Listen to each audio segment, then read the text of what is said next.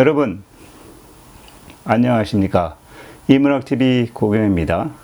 이번 시간은 지난 시간에 이어서 사마천 사기 세가 중에서 두 번째 편 재태공 세가를 하고 있습니다.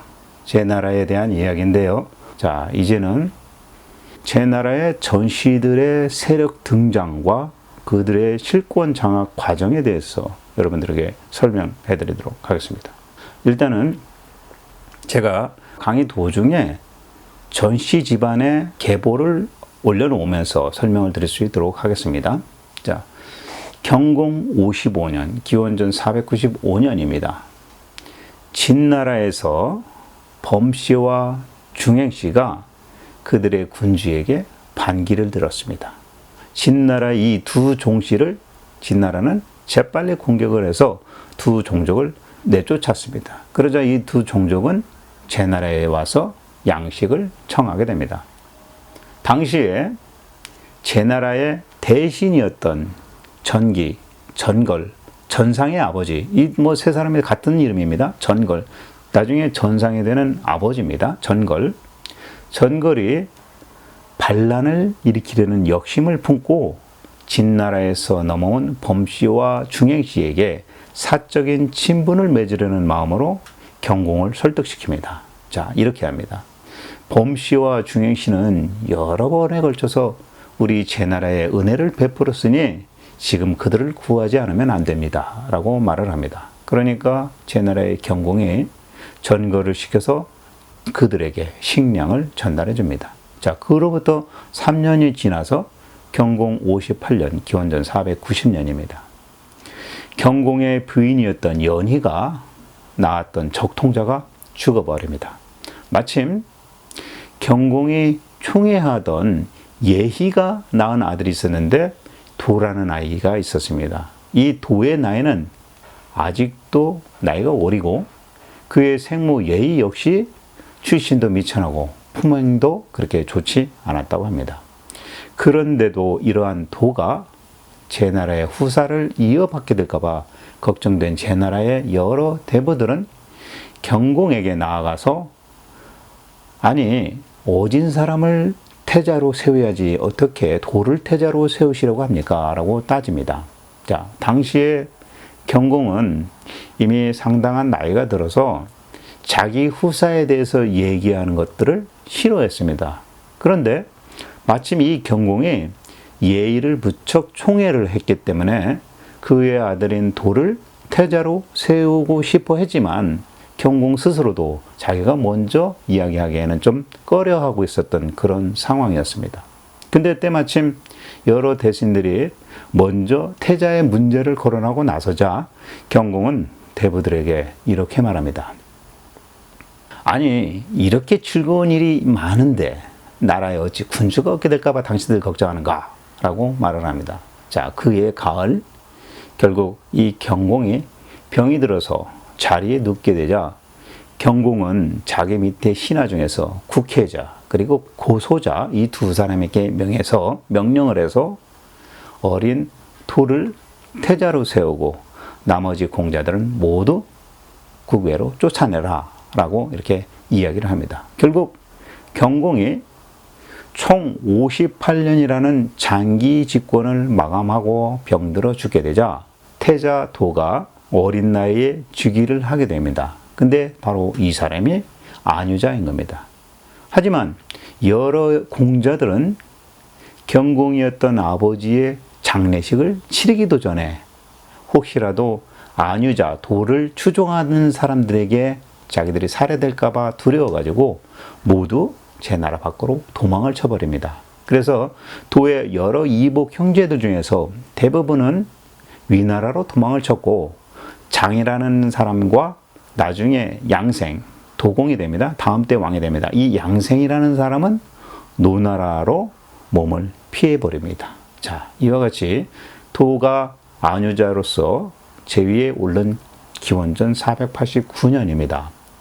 그 봄 전걸이 국혜자하고 고소자를 섬기는 척하면서 매일 아침 조회에 나갈 때마다 참승이 되어가지고 두 사람 사이에 끼어서 이런 말을 합니다.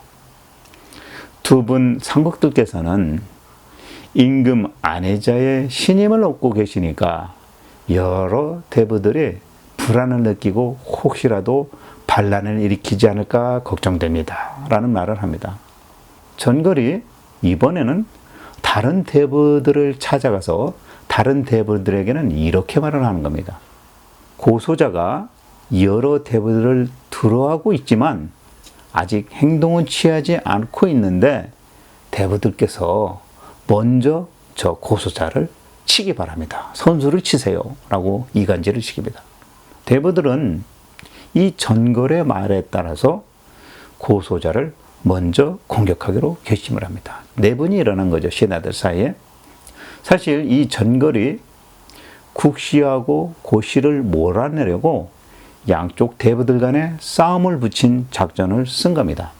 그에 결국 이 전걸과 포목 등 여러 대부들이 군사를 이끌고 제나라의 궁궐로 쳐들어가서 고시, 고소자를 공격을 했고 나라에 변이 났다는 소식을 들은 고소자는 국혜자와 함께 당시의 제후였던 아내자를 구원하려고 했지만 여러 대부들의 많은 군사들을 당해내지 못하고 싸움에서 결국 패하고 맙니다.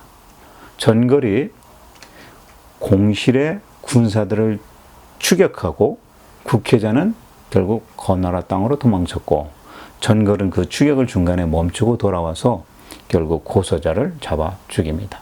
이때 안영의 아들이었던 안어도 결국 그 난을 피해서 노나라로 도망을 치게 됩니다. 자, 전걸은 고시와 국시 두 상국의 군사들을 모두 물리치자 이제 즉시 사람들을 노나라에 보내서 공자, 양생을 모셔옵니다. 자, 공자, 양생. 이 양생은 제나라에 다시 들어와서 전걸의 집에 숨어 지내게 됩니다. 어느 날 전걸이 여러 대부들을 자기 집에 초청하는 말을 합니다. 이렇게 말합니다. 제 아들 전상, 전항인데 나중에 전상이 되니까 전상이라고 표현하겠습니다. 제 아들 전상의 어머니가 오늘 밤 조촐한 제사상을 준비하였으니 저희 집에 꼭 와서 함께 즐겨주시면 영광으로 생각하겠습니다. 라고 초청을 합니다.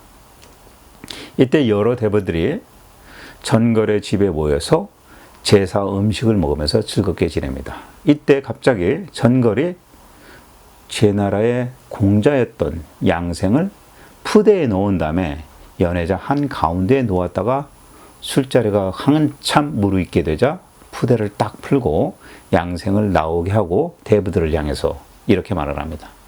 자, 우리 제나라의 군주님이 여기 계십니다. 라는 말을 합니다. 자, 여러 대부들이 푸대에서 나온 양생을 보자마자 그 자리에 엎드려서 절을 올립니다. 왜? 왕자니까. 근데 이어서 여러 대부들과 함께 이 양생을 제후의 자리에 올리겠다라는 그러한 맹세의식을 하기 위해서 포목이 술에 취한 틈을 타가지고 전걸이 이렇게 말을 합니다. 나 전걸과 포목, 포상국이 서로 상의를 해서 공자인 양생을 제나라의 군주로 모시기로 했습니다. 라고 발표를 합니다. 자, 이 말을 들은 포목이 이 말을 듣고서 승질을 확 냅니다. 술이 확 깬 거죠. 이렇게 얘기합니다. 포목이. 내가 언제 전걸 그대는 앞서 돌아가신 경공의 명령도 잊었는가? 태자 도를 후계자라고 했지 언제 양생을 후계자라고 했냐? 이렇게 따집니다. 자, 포목의 이 말을 들은 여러 대부들이 양생에게 엎드려서 절을 올리면서 태자 도를 제끼고 양생을 제후로 세우겠다는 뜻을 밝힌 자신의 행동을 수습하려 합니다. 자, 이게 무슨 말이냐면 그런 상황이 되니까 양생에게 절했던 나머지 대신들이 이러다가 왕이 둘 생겼다가는 우리가 반역자로 몰리겠다 싶어가지고 자신의 행동, 그러니까 양생 앞에서 큰 절을 한 거를 좀 수습하려고 하는 눈치입니다. 그러자 약간 이 제후의 자리에 욕심이 조금이라도 있었는지 이 양생이 오히려 자기한테 절했던 여러 대부들 앞에서 땅에 딱 엎드려서 오히려 절을 하면서 이런 말을 합니다. 절을 제후로 삼을만 하시다면 세워주시고 저는 그것만으로도 만족하겠습니다. 라는 대답을 합니다. 자, 이때 반대하고 있던 포목이 오히려 혹시 이러다가 이 다른 대부들이 지원을 해서 양생이 제 나라의 제후가 되면 나만 혹시 화를 당하겠구나 싶어가지고 이 두려운 마음에 다시 바로 마음을 받고 포목이 이렇게 얘기합니다. 도나 당신 양생이나 두 분 다 돌아가신 경공의 아드님이신데 어찌 제후가 못 되겠습니까? 될 만하십니다. 라고 이렇게 말을 딱 바로 그 자리에서 바꿉니다. 결국 여러 대부들이 양생을 제후로 모시기로 맹세를 했고 이때 이 양생이 그 다음 제후가 되는 도공이 됩니다. 자, 도공은 여러 대부들과 궁으로 같이 들어가서 사람들을 시켜가지고 도였던 안유자를 귀양을 보내버립니다. 그런데 이 귀양을 보내버리고 그 목적지에 당도하기도 전에 사실은 안유자를 죽여버립니다. 그리고 안유자의 생모였던, 그러니까 경공의 총애를 받던 어머니 그 예의는 나라 바깥으로 추방시켜버립니다.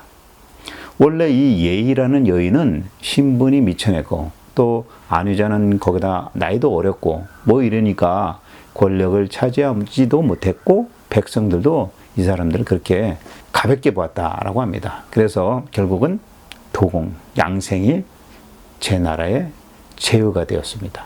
자, 그래서 이제 이 도공은 노나라를 또 공격해서 노나라 땅도 뺏고 그렇습니다. 자, 근데 이 양생이 도공이 되고 나서 자기가 머물렀던, 예전에 이제 도망가서 머물렀던 노나라를 왜 공격을 했느냐? 그 이유가 있습니다. 어떤 이유냐면 옛날에 도공이 공자로서 공자의 양생이라는 이름으로 노나라에서 망명생활을 하고 있을 때 노나라의 개강자의 여동생 계의를 얻어가지고 부인으로 삼았었습니다.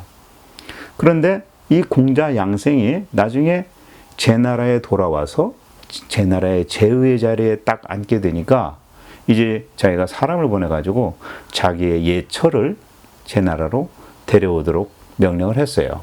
그런데 이 노나라에서는 계의가, 이 양생의 와이프였던 계의가 그 여자의 숙부인 계방우와 서로 정을 통하고 있었던 그런 상황이었습니다. 그래서 노나라에서는 이 계의를 제 나라에 쉽게 이렇게 보내지 못하고 있었던 겁니다.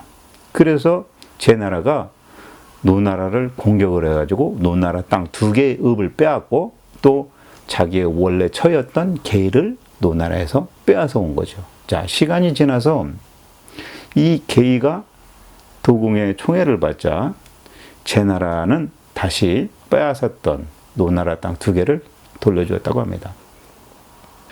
도공을 제후로 인정할 수 없었던 처음에 포목은 시간이 흐르면서도 나중에는 뭐 도공을 이제 제후로 인정을 했지만 처음에 인정하지 못한다고 했었잖아요. 그래서 이 포목은 시간이 흐르면서도 결국은 도공과 가까운 사이가 되지 못하고 서로 틈이 생겨서 서로 멀리하게 됩니다. 결국 도공이 임금이 된 지 4년, 기원전 485년입니다. 오나라와 노나라가 힘을 합해가지고 제 나라의 남쪽 지방을 공격을 해옵니다. 자, 그때 이 포목이 도공을 시해하고 오나라에 도공을 내가 주겠다라는 소식을 전해줍니다. 그러니까 이 남쪽의 오나라, 그 당시에는 이제 부차, 합려가 죽고 부차가 군주에 있었는데 부차가 그 소식을 듣고 그 동해의 바닷길을 향해서 제 나라를 공격을 합니다. 하지만 제 나라가 뭐 그렇게 코락코락 무너지는 나라는 아니죠. 결국 제 나라가 오나라의 수군을 맞이해서 폐지시켜버립니다. 그래서 오나라는 결국 군사를 거두어가지고 다시 물러가게 됩니다. 자, 이렇게 해서 제 나라, 오나라가 또 싸움을 하게 된 거죠. 근데 때마침 또 진나라의 주왕이라는 사람이 제 나라를 공격하려고 제 나라의 국경까지 이렇게 가까이 왔다가 제 나라 사람들이 도공의 아들 공자임을 제후로 세웠다라고 이렇게 말을 하니까 더 이상 공격하지 못하고 물러나가게 됩니다. 자, 이래서 도공이 시해되고 나서 그 다음으로 임이라는 그 도공의 아들이 제후에 오르게 되는데 이 사람이 바로 간공입니다. 자, 그러면 이제 간공, 제나라의 제후, 간공 때 이야기를 또 해보도록 하겠습니다. 이 간공 때는 공자의 제자 중에서 공자의 말을 잘 안 듣고 공자에게 항상 핀잔을 들었던 자라는 사람이 있죠. 이 자라는 사람이 등장을 하게 됩니다. 그리고 제나라를 강씨에서 전씨로 바꾸게 된 데 있어서 결정적인 역할을 한 전상이 등장을 합니다. 그러니까 자와 전상의 대립관계가 이제 이야기되는데요. 사마천이 이 공자의 제자 자라고 표현했는데 실제 또 이름은 감지라는 표현이 나옵니다. 그래서 감지가 공자의 제자 중 한 명인 자하다 내지는 제여다라고 이야기도 하고 있는데 이게 동일 인물인지 아니면 사마천이 착각을 해서 감지와 자아가 같은 인물인지 착각을 했는지 모르겠지만 이 사마천 역사서에서는 감지가 공자의 제자 중에 한 명인 자다라고 명명을 해서 이야기를 진행하고 있습니다. 그래서 저는 그냥 자다라는 인정하에 감지라고 부르면서 설명을 해드리도록 하겠습니다. 간공이 제후가 된 지 4년 지났을 때입니다. 원래 이 간공과 그의 아버지였던 도공, 이 두 사람은 예전에 노나라에서 망명해서 같이 살고 있었었죠. 근데 그때 감지, 공자의 제자 중 한 명인 자아가 따라와서 노나라의 양공을 모시면서 총애를 받고 있었습니다. 제나라의 양생이 나중에 귀국해서 제나라의 도공의 자리에 올라서자 자아에게 제나라의 정모를 맡기게 됩니다. 그러니까 노나라 사람 자, 감지가 제나라에 와서 일을 하게 된 거죠. 이때 전걸의 아들 전성자, 전상입니다. 전걸의 아들 전성자, 전상이 이걸 좀 껄쩍지근하게 생각을 했습니다. 왜냐? 노나라 사람이 왜 제나라에 와서 중요 그 요직에 있느냐 뭐 이런 불만이 있었던 것 같죠. 그래서 아침 조회가 있을 때마다 감지의 동태를 전상이 항상 살피면서 경계심을 갖고 있었습니다. 어느 날 간공의 어가를 모는 대부 전항이라는 사람이 있었는데 이 전항이 사실은 전상의 당질이었다고 합니다. 이 전항이 제후인 간공에게 이렇게 말합니다. 전상과 감지 두 사람은 양립할 수 없습니다. 군주께서는 둘 중에 한 사람을 반드시 선택하셔야 됩니다. 라고 조언을 합니다. 근데 제나라의 간공은 이 전항의 충고를 새겨듣지 않습니다.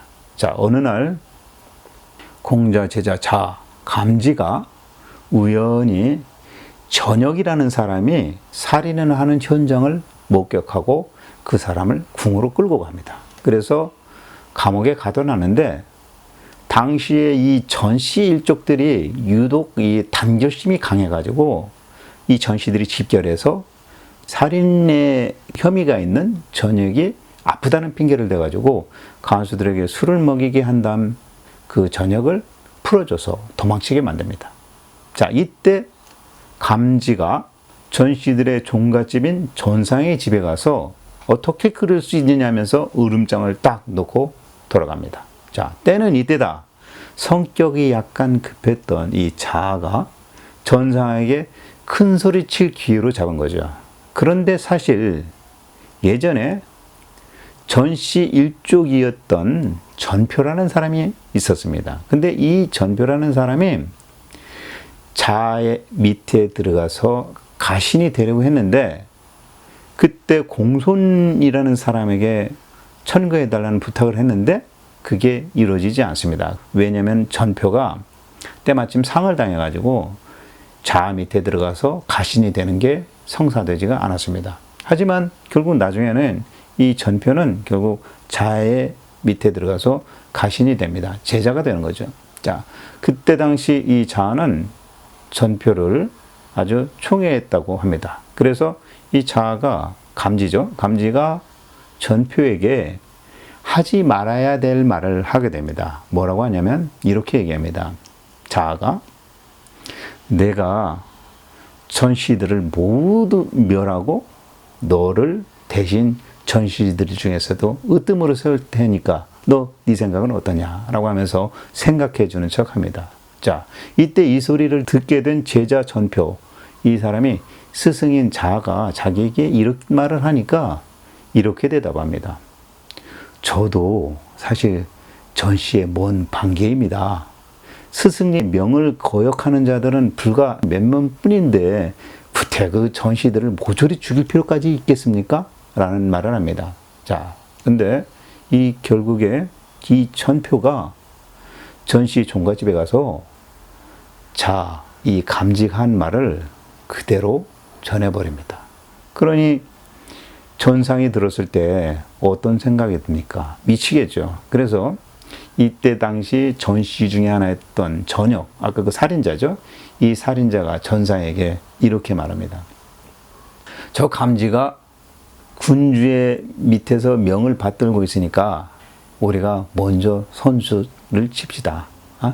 안 그러면 우리가 뒤통수 맞을 수 있겠습니다. 라고 말을 합니다. 자, 결국에 이 전역은 일단 궁궐 안으로 들어가서 안에서 대응하기로 이제 하고 전역은 궁궐로 들어갑니다. 자, 같은 해 여름 전상이 맨 앞에 서가지고 전시의 여러 형제들을 데리고 4대의 수레에 나눠타고 난 다음에 궁궐 안으로 들어갑니다. 자, 그때 감지가 궁궐 안에 있다가 궁문 밖으로 나오면서 전상 일행을 맞이했습니다. 근데 이 당시 전시 일행들이 볼 것 없이 궁으로 바로 들어가 버려서 일단 궁문을 먼저 닫아버립니다. 그러니까 감지가 뒤따라가다가 결국 쫓아 들어가지 못한 겁니다.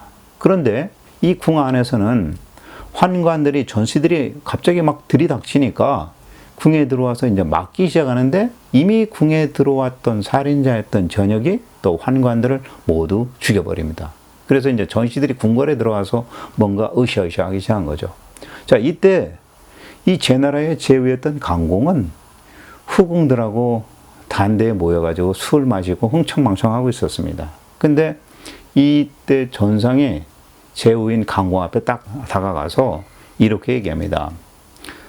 임금님, 지금 여기 계시지 말고 저 침공으로 옮기셔야 됩니다. 라고 말을 합니다. 자, 그러니까 이 말을 들은 강공이 술이 쳐가지고 자기 시해하러 온 줄 알고 칼을 딱 잡아들고서 전상을 찌르려고 막 합니다. 이때 그 옆에 있었던 태사 자여라는 사람이 있는데 간공을 말리면서 이렇게 말합니다. 아니, 저 전상은 임금님을 해치려고 온 게 아니라 이 나라에서 해악을 끼치는 저 감지를 제거하려고 하는 겁니다. 라는 말을 합니다. 자, 이 말에 전상이 궁궐을 물러 나와가지고 이제 무기고에 가서 머물면서 간공이 아직도 자기한테 분을 풀지 않고 있다는 그러한 소식을 전해 듣습니다. 그러니까 이 전상이 이거 좀 쉽게 얘기해서 이제 창피해서 내가 이 제 나라 밖으로 도망치려 해야 되겠구나 라는 생각을 하면서 이런 말을 합니다. 내가 어디 간들 모실 만한 군주 없겠냐 라고 합니다. 자, 이 말은 무슨 말이냐면 전상이 감지를 죽이려고 했는데, 자기하고 상극인 감지를 죽이려고 했는데 제나라의 제후인 강공이 오히려 감지 편을 들면서 두둔을 하니까 자기가 오히려 거꾸로 이 왕따 당하는 느낌이 받게 되었는지 몰라도 그 마음에 깊은 상처를 얻게 된 거였죠. 자, 이때 사람을 죽였던 전역이라는 자가 전상 앞에 딱 나타나가지고 칼을 딱 뽑아들면서 전상 보고 이런 말을 합니다. 야, 이 우유부단한 놈아, 이렇게 머뭇거리다가는 일을 다 망치겠다. 지금 여기 전시가 너하고 나 두 사람뿐이냐? 우리가 무엇이든지 하려면 다 할 수 있다. 네가 그렇게 나온다면 내가 성을 갈겠다.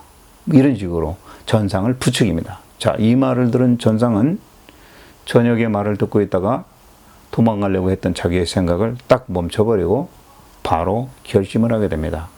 자, 한편 이 자아는 자기의 무리들을 모아가지고 궁궐을 향해서 이제 문을 뚫고 들어갑니다. 그리고 나서 전시들을 공격하려고 딱 했지만 결국 전시들의 군사들의 어떤 규합이 더 세가지고 감지가 함부로 전시들을 공격하지 못하고 오히려 추격을 당하게 됩니다. 자, 이때 전시 땅에 살고 있던 사람들이 이 도망가고 있는 감지를 붙잡아 놓고 전상한테 연락을 딱 하는 겁니다. 그러니까 전상이 감지를 궁으로 끌고 와라 라고 명령을 내립니다. 그래서 감지가 끌려오다 말고 도성에 들어오기도 전에 그 거리에서 죽게 됩니다. 그러니까 공자의 제자, 제여라고도 하죠. 여기서 이제 감지라고 하는데 이 사람이 결국 전상의 수하에서 죽게 된 거죠. 자, 전상의 자를 따랐던 사람들, 예를 들면 대륙자방, 그 제자들이죠. 그러니까 자의 제자들, 대륙자방을 죽이려고 딱 했습니다. 근데 때마침 또 전역이 그 사람까지 죽일 필요 있겠어 해서 살려줍니다. 자, 그래서 이 자방은 대륙자방이죠. 대륙자방은 간공이 명령이다라고 이제 거짓말을 친 다음에 길거리에서 다른 사람의 수혜를 이제 탈취를 해서 제 나라의 수도인 임치성의 북쪽 문을 통해 가지고 강공을 내리고 성곽밭으로 도망을 갑니다. 자, 자의 제자였던 또 전표가 자의 제자였죠. 전표가 이 이야기를 듣고 다시 자방에게 쫓아가서 자기가 수레를 내주겠다라고 자방에게 말을 합니다. 그때 이 자방이 전표가 내주는 수레를 받지 않으면서 이런 말을 합니다. 전역이 전상한테 청해서 나를 살려줬는데 그래서 내가 지금 도망가고 있는데 전표 당신마저 나에게 수레를 이렇게 내준다면 나는 전시들로부터 아주 사사로운 은혜를 입게 되는 것이다. 그런데 내가 나의 스승 죽은 감지를 섬겼으면서도 전시들의 혜택을 받는다면 그거 내가 무슨 면목으로 다른 나라 가서 망명해가지고 살 수 있겠느냐. 그래서 나는 그냥 간공 한 분만 모시고 도망치겠다라고 말을 하고 도망을 칩니다. 자, 그런데 얼마 지나서 전상이 간공을 설하는 땅에 가서 붙잡습니다. 그래서 간공이 잡힌 거죠. 그때 제후였던 간공이 이렇게 말을 합니다. 야, 내가 옛날에 당신의 당질 전왕이 말할 때 전상, 감지 둘 중에 한 사람만을 기용해라라는 말, 그 말을 내가 따라 썼다라면 내가 이 지경까지는 이르지 않았을 텐데 라고 하면서 후회를 합니다. 결국 전상은 간공을 서땅에서 죽이고 간공의 동생이었던 이 사람을 제후로 다시 세우게 됩니다. 자, 이 간공의 동생 오가 평공입니다. 제 나라의 평공입니다. 자, 이때 이후로부터는 제 나라의 제후는 이제 핫바지 제후가 되고 모든 권력은 이 전상이 다 차지하고 진행하게 되는 거죠. 자, 그래서 평공이 즉위한 이후 전상은 이제 제 나라의 스스로 자기가 상국이 되어버립니다. 그리고 제 나라의 정권을 다 잡고 좌지우지하고 또 전상은 자기 전시 가문에 제 나라의 땅 일부를 딱 떼어가지고 안평이라는 땅을 딱 때려가지고 자기들 봉업으로 딱 만들어버립니다. 이와 같이 쭉 전상의 권력이 이어집니다. 그리고 평공 8년 월나라에서 이런 일이 벌어집니다. 기원전 473년입니다. 월나라의 구천이 결국 오나라의 부차를 죽이고 오나라를 멸망시키는 일이 벌어진 거죠. 자, 여러분 월왕 구천세가에서 이 얘기가 나오죠. 아까 말씀드린 것 같이 이 당시 춘추시대 말기쯤 되는데 제나라, 그 다음에 월나라, 오나라, 초나라, 진나라 이런 과정들 주변국들의 흘러가는 변화도 같이 이해하시면 더 재밌는 이야기가 될 것 같습니다. 자, 이와 같이 해서 평공이 25년이 이제 되었을 때입니다. 평공이 죽자 그의 아들 선공, 아들 적이 그 뒤를 이어가지고 선공이 됩니다. 선공은 또 51년 동안 또 제위를 합니다. 그리고 나서 죽은 다음에 그의 아들 이제 강공에게 이제 대라고 하는데 이 강공에게 그 제후가 물려져 갑니다.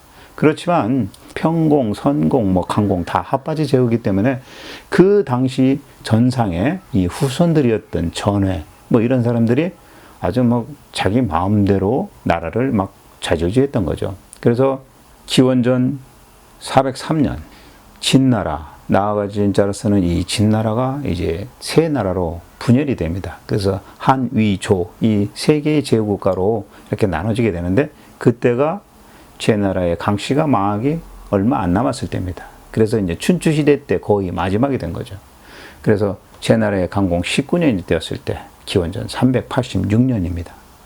전상의 증손자였던 전하가 결국 제후를 찬탈을 해가지고 강공을 동해가로 귀양시켜버리고 이 나라를 빼앗아 가버립니다.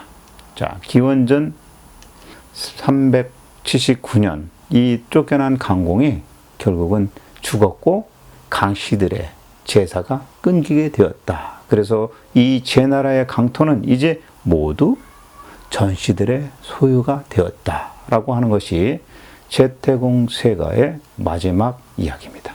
자, 사마천은 이렇게 얘기를 합니다. 자기가 이 역사서를 쓰기 전에 제나라에 직접 가보았다. 그런데 이 제나라의 땅이 서쪽으로는 태산, 동쪽으로는 남야상에 이어지면서 북쪽으로 동해바다, 그들에게 있어서는 우리는 황해지만 그들에게 있어서는 동해바다죠. 동해바다에 이르기까지 아주 비옥한 토지가 2000리에 달했다라고 얘기를 하면서 이 땅에 살고 있었던 제나라의 백성들의 성격이 왜 활달한지 내가 알 수 있을 만하다. 왜 그랬느냐? 결국 강태공의 그 성스럽고 밝은 그러한 마음들을 이어받았기 때문이 아닌가라는 평가를 마치면서 이 제나라의 강태공 후손들에 대한 강제에 대한 이야기를 마무리 짓습니다. 자, 여기까지가 제나라의 이야기, 제태공 세가, 사마천 사기 세가 속의 두 번째 제태공 세가의 이야기였습니다. 자, 제태공 세가 상당히 길었는데요. 여러분들이 1편부터 오늘 마지막 제태공사 여기까지 충분히 이해되셨으면 좋겠습니다. 자, 다음 시간엔 또 다른 이야기로서 사마천 이야기 또 이어나가도록 하겠습니다. 지금까지 시청해 주셔서 감사드리고 제 오른쪽에 제 사진 눌러서 구독 신청해 주시면 되겠습니다. 그리고 제 왼편으로는 제가 사마천 열전, 사기 열전, 그 다음에 사마천 사기 본기, 사마천 사기 세가 이렇게 나누어서 채널 목록을 올려드렸습니다. 자, 연속해서 보시면 어떤 내용을 이해하는데 충분히 이해가 되시리라고 생각됩니다. 자, 마치겠습니다. 다음에 또 뵙겠습니다. 감사합니다.